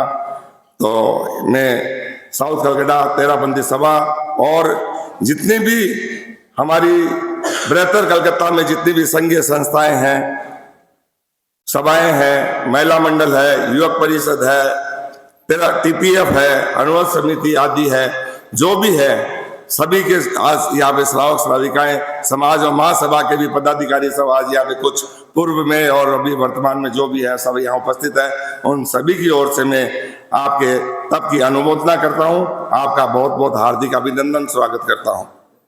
जैसा मुझे ये साध्वी प्रमुखा श्री जी का एक संदेश तप अनुमोदना में हमें प्राप्त हुआ है तो उसका मैं अब वाचन कर रहा हूँ। तप एक आध्यात्मिक अनुष्ठान है। इस अनुष्ठान को वही व्यक्ति कर सकता है जिसने अपनी इंद्रियों का और मन का निग्रह किया है तथा निराहार की साधना का संकल्प एवं अभ्यास किया है। तपस्या के महायज्ञ में अपनी आहुति देने वाला व्यक्ति अपनी आत्मा को निर्मल बनाता है और जिन शासन की प्रभावना करता है। तपस्या के साथ ध्यान, जप, मौन, स्वाध्याय आदि क्रम भी चलते रहते हैं। चलते रहे तो उसकी गुणवत्ता बढ़ जाती है। तपस्या की परिसंपन्नता के बाद भी खाद्य संयम की साधना का विशेष महत्व है। इस महत्व को समझने वाला व्यक्ति ही लंबे समय तक तपस्या के क्षेत्र में गतिमान रह सकता है। साउथ हावड़ा में मुनि श्री जिनेश कुमार जी की प्रेरणा से श्रीमती संपत देवी दुग्गड़, धर्मपत्नी स्वर्गीय अमरचंद जी दुग्गड़ मास खमन 31 की तपस्या कर रही है। तपस्या के प्रति मंगल कामना। गुजरात, साध्वी प्रमुखा विश्रुत विवाह जी। तो ये हमें हमारे आचार्य परिवार और साध्वी प्रमुखा श्री जी वहां से इस तपो अभिनंदन कार्यक्रम में आज ये मंगल संदेश प्राप्त हुआ है तो उसका वाचन मैंने किया है। एक बार पुनः मैं साउथ कलकत्ता और समग्र तेरापंथ समाज और तेरापंथी संस्थाएं सभी की ओर से मैं आपका हार्दिक अभिनंदन और अनुमोदना करता हूं। आप स्वस्थ रहे, जैसा कि अभी प्रमुखा श्री जी ने इसमें संदेश में किया है कि अभी तपस्या आपकी संपन्न हो रही है। 31 की आज तपस्या है। आगे भी आपको खाद्य संयम रखते हुए इसमें अपने आगे विकास करना है। इन्हीं भावनाओं के साथ ओम राम। सभा द्वारा तैयार किए गए अभिनंदन पत्र का वाचन के लिए सभा के सह मंत्री मनोज जी दुग्गड़ अभिनंदन पत्र के वाचन के तप अनुमोदन। वंदे मुनिवरम। सम्मानीय श्रावक समाज सादर जय जिनेन्द्र। हाथों में सुरभीत चंदन है, तपस्वी आत्मा को हमारा कोटि कोटि वंदन है। जैन साधना पद्धति में तप का बहुत बड़ा महत्व है। भगवान महावीर ने ज्ञान दर्शन चारित्र के साथ तप को मोक्ष का मार्ग बतलाया है। तप में पूर्वाजित संचित कर्मों का क्षय होता है तथा न से नए शुभ कर्मों का बंध होता है। जैन आगम तप को मंगल मानता है क्योंकि तप शरीर मन बुद्धि और आत्मा को मंगलमय बनाता है। तप जीवन का संगीत है, अध्यात्म का नवनीत है, वर्तमान का वैराग्य है और भविष्य का दर्पण है। जिस प्रकार स्वर्ण अग्नि में तप कर निखरता है उसी प्रकार आत्मा तप रूपी अग्नि में तप कर निखर कर कुंदन बन जाती है। युग प्रधान महातपस्वी आचार्य श्री महाश्रमण जी की महान अनुकंपा एवं मुनि श्री जिनेश कुमार जी ठाणा 3 की तप प्रेरता से प्रेरित सरदार शहर निवासी दक्षिण हावड़ा प्रवासी श्रीमती संपत देवी दुग्गड़ धर्मपत्नी स्वर्गीय अमरचंद जी दुग्गड़ ने अतुल मनोबल का परिचय देते हुए मास खमण तप 31 कर मुनिश्री के चरणों में तप का अर्घ्य चढ़ाया है। आप स्वर्गीय राय कमरी देवी वैद एवं त्रिलोकचंद जी वैद की पुत्री एवं स्वर्गीय मनसुखी देवी दुग्गड़ एवं सुमेरमल जी दुग्गड़ की पुत्रवधू हैं। तपस्विनी संपत देवी दुग्गड़ श्रद्धाशील सेवाभावी एवं संस्कारी श्राविका है। आपने पूर्व में 2 वर्ष तक बेले तेले एवं उपवास आदि अनेक तपस्याएं की है। आपके इस तप से आपके परिवार के लिए जो प्रसन्नता की बात है और साथ में तेरापन समाज कोलकाता के लिए भी अत्यंत गौरव का विषय है। मुनिश्री के सानिध्य में ही आज भगवान पार्श्वनाथ जयंती पर मास खमण तप अभिनंदन का कार्यक्रम रखकर धन्यता का अनुभव कर रहे हैं। हम आपकी तपस्या का तहे दिल से अभिनंदन करते हैं और मंगल कामना करते हैं। आप ज्ञान दर्शन चारित्र और तप के क्षेत्र में प्रगति कर तेरापन शासन एवं जैन शासन की प्रभावना करते रहें।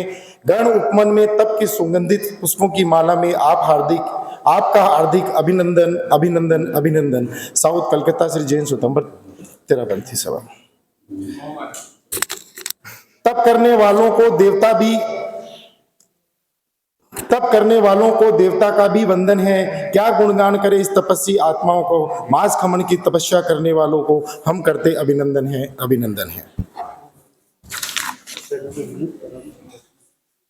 तप अनुमोदना में जहाँ संपत भाई रहते हैं नीलांचल अपार्टमेंट दक्षिण हावड़ा की 2 बिल्डिंग के गीत की प्रस्तुति के लिए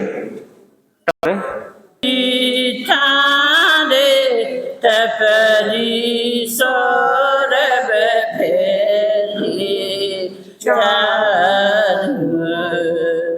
तपसन जी थारे तपरी महिमा फेरी तपसन जी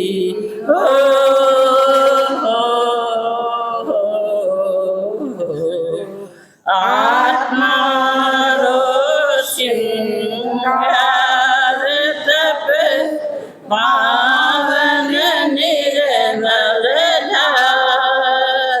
काया उजई तप है मोटो सार तपसन जे तपरी महिमा तो महकारे चालू तपसन जी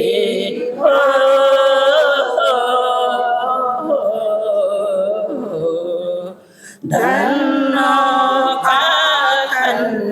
कीर्तनो करियो काम करा घोर तपस्वी सुख मुनि काढ़ो देनो सार तपसन जी थारे तपरी गरिमा गाए चालू तपसन जी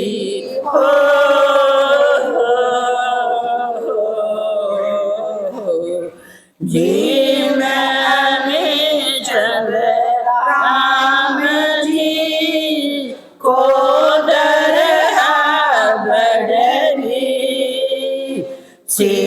मुनि की शिव शूल की काटे कर्म जंजे तप सण जी तारे तपरा गुण गावे चारु तप सण जी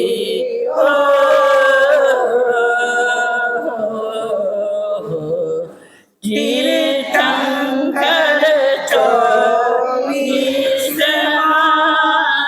वर्धमान भगवान कलयुग में तो प्रगटिया भिक्षु सा भगवान तप सण जी थाने आज बधावे नीलाचल परिवार तप सण जी थाने आज बधावे नीलाचल परिवार तप सण जी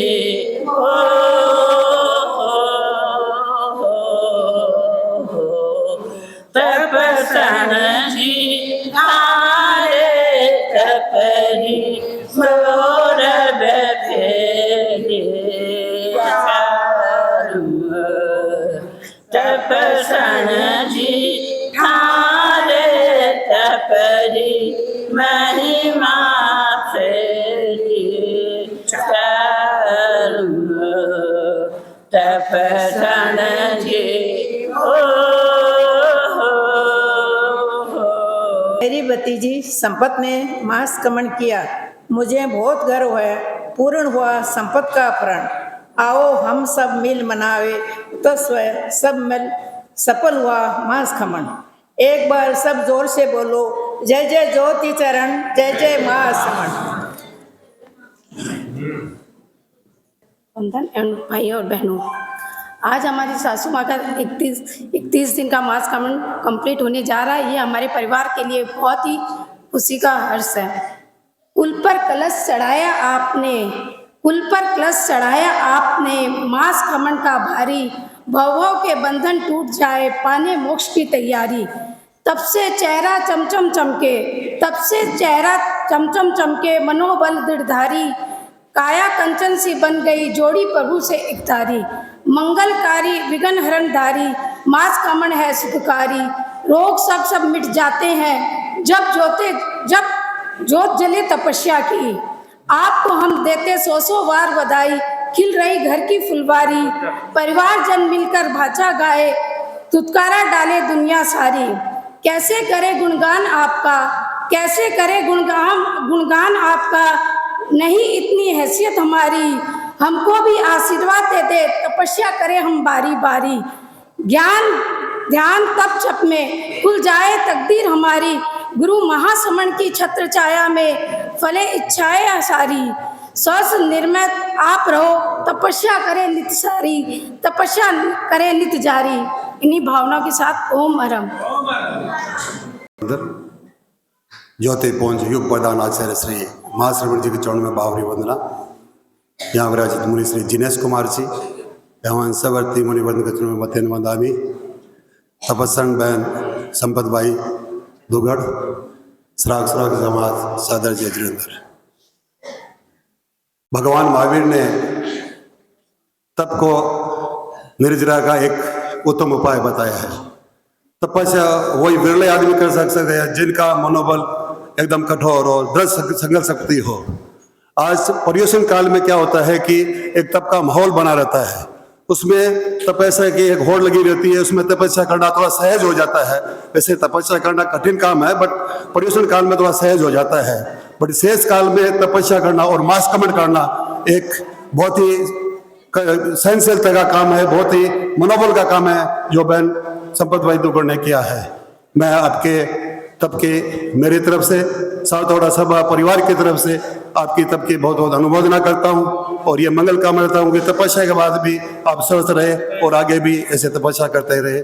इसी के साथ और बहन संपत भाई के आज तपस्या की अनुमोदना हमने सावतोड़ा सभा में करवाई है। आप सभी से निवेदन है कि इस अभिनंदन कार्यक्रम में सम्मिलित होकर अपना भाग लें। अहिंसा के अवतार भगवान महावीर स्वामी के श्री चरणों में कोटि से वंदन। युग प्रदान आचार्य श्री महासमुद्र के श्री चरणों में कोटि से वंदन। मुनिवृंद, उपस्थित धर्म प्रेमी भाई बहनों, तपस्वी बहन, प्रभु महावीर की वाणी है, तवेन परिशुद्धि, तप से आत्मा परिशुद्ध होती है। भारतीय संस्कृति में त्याग का बहुत बड़ा महत्व है। हर व्यक्ति त्याग कर नहीं पाता है। जिसके अंतराय कर्म का शोषण होता है वह व्यक्ति त्याग तपस्या कर सकता है। जिसका मनोबल मजबूत होता है, धृति बल मजबूत होता है, संगठन मजबूत होता है, घर का वातावरण अनुकूल होता है, वही व्यक्ति तपस्या कर सकता है। हम सौभाग्यशाली हैं, हमें मनुष्य का जन्म मिला, जिन शासन मिला और 13पन धर्म संघ मिला। जिन शासन में एक एक से बढ़कर तपस्वी हुए हैं और 13पन धर्म संघ में भी एक एक से बढ़कर तपस्वी हुए हैं। अभिलाषी को नमः, जो आप सब जानते हैं, ये 5 महान आत्माएं परम तपस्वी हुई है और जिनका सुमिरन करने से संकट दूर हो जाते हैं, विघ्न दूर हो जाते हैं और आत्मा निर्मल और पवित्र हो जाती है। आचार्य भिक्षु के शासनकाल में क्षीरपाल और फतेह का नाम आता है। फिर भारमली स्वामी ऋषि राय दयाचार्य के शासनकाल में एक एक से बढ़कर तपस्वी हुए और उनमें मुनि अनोप चंदी स्वामी का नाम, साधी झुमाजी सरवड़ी का नाम विशिष्ट उल्लेखनीय है। आपको आश्चर्य होगा, 6 बार 6 मासी तप करना, एक उपवास करना होता है, तो भी लोगों को रात में तारे दिखते हैं, दिन में तारे दिखने लग जाते हैं, पेट में चूहा नहीं हाथी कूदने लग जाते हैं। और जब समस्या का दिन आता है तो पहले दिन ही टेंशन हो जाता है, कल उपवास करना, उपवास करना, उपवास करना। उन साध्वी जी को देखो जिन्होंने 6 बार 6 मासी तपस्या की। मुनि अनोप चंदी स्वामी को देखो जिन्होंने 5 बार 6 मासी तपस्या की और उनका उदाहरण तो विशिष्ट उदाहरण है।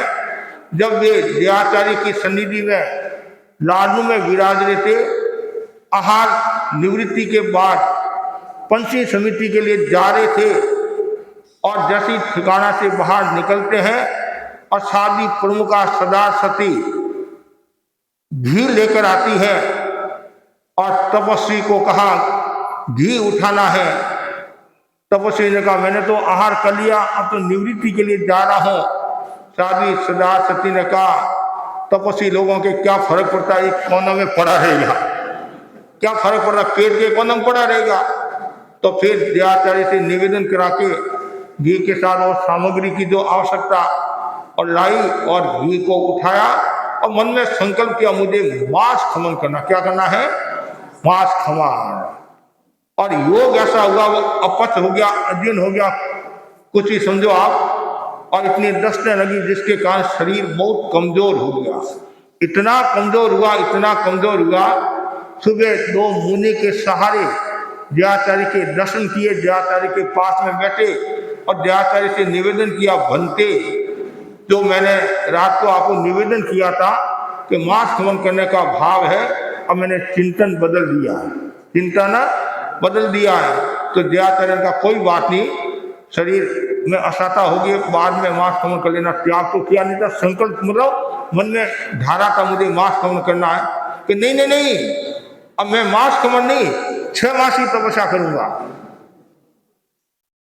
जयाचार्य का क्या कहा, 6 मासी शरीर को तो देख। और हमारे भाई बहन तो इतने होशियार है, महाराज आए उससे पहले ही पार न कर लेते हैं कि महाराज पचका नहीं दे, पचका नहीं दे। तो महाराज भी हमारे बहुत होशियार होते हैं, गाँव के अंदर जैसे सूर्योदय होता है उससे पहले घर में पहुंच जाते हैं कि भाई हम आगे हैं, आपको हाँ तपस्या पचकाने के लिए आगे हम। तो महाराज भी हमारे कम नहीं होते, वो भी होशियार होते हैं। तो जयाचार्य का तुम तपस्वी हो जानते हैं, लेकिन शरीर को भी देख। नहीं नहीं गुरुदेव 6 मासी 6 मासी 6 मासी। और क्या कहा, संतों से दलाली करो, मेरी दलाली। दोनों पैर पकड़ लिए जयाचार्य की।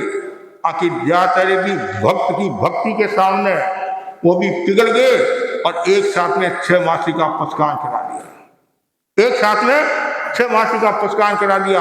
और उनका चातुर्मास मालवा फरमाया, मध्य प्रदेश रतलाम, उन्होंने वहां से विहार किया। पुराने समय में हमारी एक परंपरा थी कि टैक्स लगता था, रोजाना 25 गाथा लिखना, एक अग्रगण्य में 25 गाथा लिखना, रोजाना लिखना होता था। तो गुरुदेव ने जयाचार्य का तुम्हारे को माँ बड़े तपस्वी हो, इतनी तपस्या करे हो। तो तपस्वी ने कहा नवरो नाते जाए, खाली दिमाग शैतान का घर बैठा बैठा करूंगा क्या, मेरा समय शुभ देवसाय में बीतेगा। तो फिर 500 पन्ने लिए, कितने लिखने के 500 पन्ने लिए। 1 या 2 दिन लिखना नहीं हुआ होगा, निरंतर 4-5 से पन्ने लिखते थे। और पढ़ना आता है तब तो हम संतों को कहते जाओ भाई आसपास में कहीं उकारी मिल जाए लेकर आओ। वो खुद गोत्री के लिए गए, 193 दिन की तपस्या का पारना, खुद गोत्री गए। 1, 2, 3 घरों में नहीं, 169 घरों में गोत्री गए। वो 169 घरों में गोत्री गए और पारना हो गया। ऐसे तपस्वी का स्मरण करते हैं, ऐसे तपस्वी को याद करते हैं तो हमारे कितने कर्म करते हैं। वर्तमान में भी हम देखते हैं आचार्य महासमंद जी के सानिध्य में सूरत के अंदर साधु साधु ने कितनी तपस्या की, लंबी लंबी तपस्या की।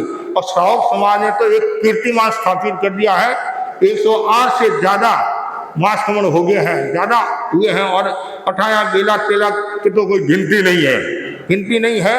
तो तब का बहुत बड़ा प्रभाव है, तब अध्यात्म का संगीत है और तब भविष्य का दर्पण है, वर्तमान में जीने की प्रेरणा देता है। और तपस्या से काया कुंदन होती है और तेरा आभा मंडल निर्मल और पवित्र हो जाता है और जन्म जन्मांतर के कर्म क्षय हो जाते हैं। और तब संकट मोचक है, विघ्न विनाशक है और आराम देने वाला है, आनंद देने वाला है। जिसके घर में तपस्या चलती है उस घर में आनंद ही आनंद है। तपस्या किस लिए करनी चाहिए? कर्म निद्रा के लिए, नन्नत निद्रा है, केवल कर्म निद्रा के लिए तपस्या करनी चाहिए।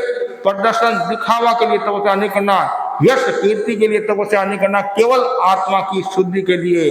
भगवान ने धर्म को उत्कृष्ट जो मंगल बताया है, क्यों मंगल बताया? अहिंसा संयम तप धर्म के लक्षण है। जहाँ तप है वहाँ घर में शांति रहती है, उत्सर्ग नहीं आता है, आता है तो टिकता नहीं है, विघ्न पैदा नहीं करता है। और शेष काल में तपस्या करना और बड़ी बात है, शेष काल में तपस्या करना और बड़ी बात है। चातुर्मास में तो तपस्या करते ही है, श्रावण भाद्र का जो महीना होता है प्राय काफी भाई बहन तपस्या करते हैं। हमारा पिछला चातुर्मास दक्षिण हावड़ा में था, मतलब पीछे वाला, उससे पहले दक्षिण कलकत्ता था। तो दोनों चातुर्मासों में अच्छी तपस्या हुई गुरुदेव की कृपा से। एक चातुर्मास में 16 मास कम हुए और दूसरे में 13 प्लस 14 और 2 आमिल के मास कमा, 2 आमिल के मास कमा हुए और 18-15% की तपस्या खूब हुई। एक अच्छा माहौल बनता और शेष काल में तपस्या करना। जब संपत भाई समय समय पर हमारे ये दर्शन भी करती है, मनोज भी साथ में आता बेटा, और व्रत भी निभ जाती है। और फिर बेले का पचकान किया, भावना करते करते फिर आई। मैंने कहा 13 पचक लो, फिर मैंने कहा और कितना, मैंने कहा 25 पचक लो। और आज बुद्धे की कृपा से और मास खमार परिसंपन्न हो रहा है। 31 दिनों की तपस्या परिसंपन्न हो रही है। और आज का दिन भी कितना शुभ दिन है, कितना कोवदी दशम, और भगवान पार्श्व का जन्म कल्याणक दिवस है। तो 5 कल्याणक आते, उसमें एक कल्याणक भगवान का जन्म मतलब कल्याणक। और इन 3 दिनों में 24, 25, 26, नवम, दशम, 11 3 दिनों में हजारों लोग तेले का अनुष्ठान करते हैं। उधर बालोतरा के पास नाकोड़ा है, और वहाँ भी तेले खूब, मतलब बाहर से लोग आकर, और भी जगह जगह साधु संतों की सन्निधि में तेला करते हैं। कोई उपवास करता है, कोई एकादशा करता है। और आज के दिन विशेष जप अनुष्ठान भी करते हैं। तो हमारे कलकत्ता, दक्षिण कलकत्ता और ऐसे पूरे कलकत्ता में, हावड़ा आदि में कुछ भाई बहनों ने तेले की भी तपस्या की है। आज भाइयों के बेला हैं, कल तेला करने वाले हैं, कोई आमिल कर रहे हैं, कोई उपवास कर रहे हैं। बहुत प्रसन्नता की बात है। तो भाई संपत भाई ने जो साहस का परिचय दिया, जो हिम्मत की, अपने आप में बेजोड़ है, विशिष्ट है। और सेवा भावना भी बहुत है, और आचार्यों के भी दर्शन करती है, साधु संतों की सेवा भी करती है, लाल में जाकर भी सेवा करती है। और तो बहन के प्रति खूब आध्यात्मिक मंगल कामना। और बहन का गांव सदाशहर है, और सदाशहर और आचार्य महासमुंद जी की जन्मभूमि है। और सदाशहर से अनेक दीक्षाएं भी हुई। एक समय तो सदाशहर फर्स्ट नंबर में चलता था। अनेक साधु साधुओं धर्म संघ में दीक्षित हुए, वर्तमान में भी खूब है। और आचार्य महाप्रज्ञ जी की निर्वाण भूमि कह दो है, आचार्य महाप्रज्ञ जी का वहाँ स्वर्गवास हुआ, प्रयाण हुआ, महाप्रयाण हुआ। और ऐसे भी मोगा गणी का भी वहाँ महाप्रयाण हुआ, मोगा गणी का भी। और जयाचार्य ने इस क्षेत्र को संवारा सजाना, मुनि कालू जी स्वामी ने इस क्षेत्र को खूब सिंचित किया धर्म आदि के द्वारा। अनेक वहाँ श्रावक श्राविकाएँ हुए हैं। और उसमें ये दुग्गर परिवार और स्वर्गीय सुमेर मणि दुग्गर, इनके ससुर जी थे, और मनसुखी देवी दुग्गर इनके सासू जी, और पति स्वर्गीय अमरचंद जी दुग्गर, पुत्र मनोज, मनीष, मुकेश, और 72 साल की उम्र आज भी इनका जन्मदिन जैसे बताया जा रहा है। और पुत्र वधु आशा, अंकिता और उर्मिला, पोते धीरज नीरज, पोती पूजा नैना बिरछी, पोते की बहू स्नेहल, और पिता का नाम त्रिलोकचंदी वैद, और एक सिद्धि और है, पोते की बहू है कौन, सिद्धि। तो ये बड़ा पूरा परिवार है। और मनोज, मनीष, मुकेश को भी कहना चाहूँगा, तीनों एक ही राशि के, सिंह राशि के हैं। और संपत भाई कुंभ राशि के हैं। तो मैं सिंह की तरह, जो सिंह दहाड़ करता नहीं, सिंह की तरह गर्जना, तो आप भी धर्म ध्यान में गर्जना करते रहे, धर्म ध्यान में आगे रहे, संघ की प्रभावना करते रहे। और जो पुत्र वधुआ हैं वो सब मेष राशि वाली ने, आस्था से मेष है, तो आप भी खूब शासन की सेवा करना है, आत्मा की आराधना करना, पूरे परिवार के प्रति खूब आध्यात्मिक मंगल कामना। और बहन संपत बाई के प्रति विशेष मैं मंगल कामना करता हूँ। और जैसे दक्षिण हावड़ा की नीलांचल और बेला पचगा, फिर धीरे धीरे फिर तपस्या बढ़ती गई। तो फिर मैंने पहले किसी को बताया नहीं कि जब तक काम पूरा नहीं होता पहले बताना नहीं चाहिए। और फिर हमारे दक्षिण हावड़ा के लोग आए गुरुवार के दिन, तो फिर मेरे को याद आया मैं इनको बता दूं, तब तक ये चले गए। तो फिर शुक्रवार के दिन हम यहाँ आए। तो फिर मैंने कहा, विनोद जी आपको पता है एक नया काम हो रहा है, उस समय वो जो शब्दावली पूरी याद नहीं है। जैसे उन्होंने बताया कि मैंने कहा सरप्राइज, आपकी बात है सरप्राइज है। तो मास खमन की एक तपस्या आ रही है। तो 13 मास खमन हो गए, ये 14वां मास खमन, अभी भी 2 और मास खमन बाकी है। 16 है नहीं, 2 मास खमन। देखो किसी की आत्मा जग जाए, ऐसे तो पता नहीं चलता है कब किसका भाग्योदय हो जाता है, कब किसका मन हो जाता है। तो आज अच्छा माहौल, अच्छे वातावरण, पवित्र वातावरण में मैं बहन के प्रति और खूब मंगल कामना करता हूँ। दक्षिण कलकत्ता तेरापन सभा के तत्वाधान में ये महत्वपूर्ण कार्यक्रम आयोजित हुआ और आज दक्षिण हावड़ा, वही दक्षिण है, यही दक्षिण है, वो हावड़ा है, ये कलकत्ता है और है दक्षिणी है, दक्षिण है और दक्षिण दिशा का अपना मूल्य है। और ऐसा कहा जाता है दक्षिण में ही धर्म रहेगा, कर्नाटक दक्षिण में ही धर्म रहेगा अंत तक। तो मैं सबके प्रति आध्यात्मिक मंगल कामना, गुरुदेव की कृपा से और अनायासी हमें ये महासमन मिल गया, महासमन मिल गया। और संपत भाई के प्रति खूब मैं मंगल कामना करता हूँ और नाम ही संपत है, इनको धर्म की संपत्ति मिलती रहे और धर्म के क्षेत्र में आगे बढ़ते रहे। तपस्यारा दीप जलाया रे संपत बाई आज तपस्यारा दीप जलाया रे संपत बाई आज कर मास खमन हर साया रे संपत बाइया। तप है शाश्वत सुख दाता, तप ही है भाग्य विधाता, तप है शाश्वत, तप ही है भाग्य विधाता, तपस्या तो शिवपुर पाया रे संपत बाइया। तपस्यारा दीप जलाया रे संपत बाइया। तप है जीवन री ज्योति, तप है आत्मा री पोती, बिरला ने पद पाया रे संपत बाइया। तपस्यारा दीप जलाया रे संपत बाइया। संपत ने ही मत कीरी, प्याली तपसारी पीली, संपत ने ही मत कीरी, प्याली तपसारी पीली, परिकर को तपये भाया रे संपत बाइया। परिकर को तपये भाया रे संपत बाइया। पोष मास में आया, मास खमन हर साया, पोष मास में आया, मास खमन मन भाया, अनुमोदन गीत सुनाया रे संपत बाइया। अनुमोदन गीत सुनाया रे संपत बाइया।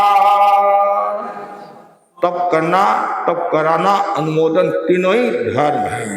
हम तपस्या कर नहीं सकते हैं, करा भी नहीं सकते हैं। कोई कर रहा है उसका समर्थन तो करे, अनुमोदन तो करे। और अनुमोदन से भी कर्म निद्रा होती है, आत्मा शुद्ध होती है। और तप के गीत गाने से कितनी आत्मा शुद्ध होती है, पवित्र होती है, मन प्रसन्न रहता है, आत्मा खुश रहती है। इसी आशा के साथ ओम अरहं। पचकार का मन हो तो एक साथ पचने का मन हो तो सोच लो, ठीक है। देव गुरु धर्म की साक्षी से सूर्य उगे प्रथम पथगामी टीएमपी अशोमा पानिवा खादिमा सा 31 आज 31 का प्रकाश पर सुबह 9 तक 3 या 4 पानी का ध्यान। तपस्या करना सरल है। यहाँ विराजित मुनि श्री दिनेश कुमार जी एवं सेवती साधुविन के चरणों में कोटिशा वंदन। बड़े सभा के लिए बड़े सौभाग्य की बात है कि पार्श्वनाथ जन्म जयंती के साथ साथ मास खमन तप अभिनंदन करने का भी हमें सौभाग्य प्राप्त हो रहा है। मैं संपत देवी दुग्गड़ के पति साव सभा परिवार की तरफ से उनके तप की हार्दिक अनुमोदना करता हूं और तप अभिनंदन करता हूं। तप अभिनंदन के इसी क्रम में हमें प्रमुखा श्री द्वारा संदेश प्राप्त हुआ है। उस प्रमुखा श्री द्वारा संदेश प्राप्त हुआ है, उस संदेश को भेंट करने के लिए मैं निवेदन करूंगा हमारे अध्यक्ष विनोद जी चौरड़िया, विजय सिंह जी चौरड़िया, भावलाल जी साहब वैद से मैं निवेदन करूंगा कृपया आगे पधारें।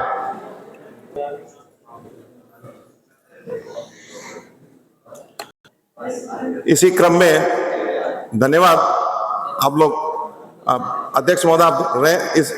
इसी क्रम में मैं निवेदन करूंगा महिला मंडल से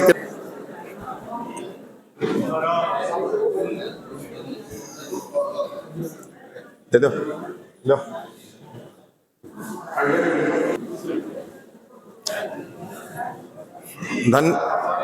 धन्यवाद। इसी क्रम में